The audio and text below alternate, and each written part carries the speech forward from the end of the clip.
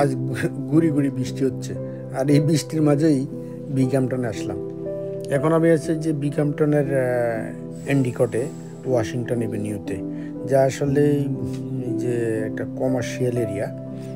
আমি যখন এই 2 বছর আগে এখানে বাড়ি কিনতে আসি, দেখলাম তখনকার এই ওয়াশিংটন এভিনিউ আর আজকের ওয়াশিংটন এভিনিউ অনেক তফাৎ।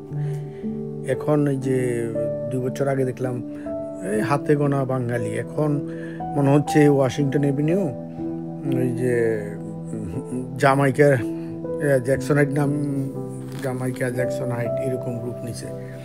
এখন রেস্টুরেন্ট, বাঙালি রেস্টুরেন্ট, তারপরে ওই যে বাঙালি বেশ গ্রোসারি কি পাওয়া যায় না, এখন সবই এখানে পাওয়া যাচ্ছে। আর এত বাঙালি দিন দিন এখানে এই এলাকায় এখন স্থানান্তরিত হচ্ছে, মনে হচ্ছে আগে পরে এটা ওই যে জ্যাকসনাইটে হয়ে যাবে এরকম। বাঙালিদের একটা আড্ডার জায়গা হয়ে গেছে এটা এখন।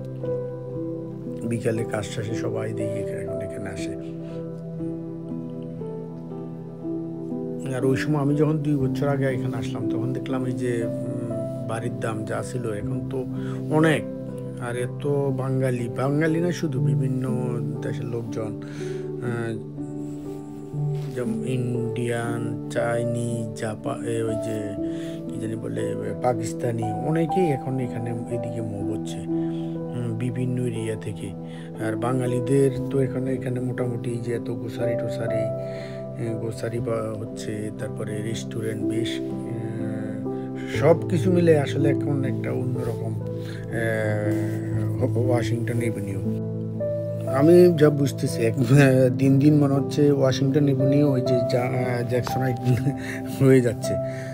সব কিছু মিলাইয়া একটু অন্যরকম মনে হচ্ছে। আর কি পাওয়া যাচ্ছে না এখন মানুষ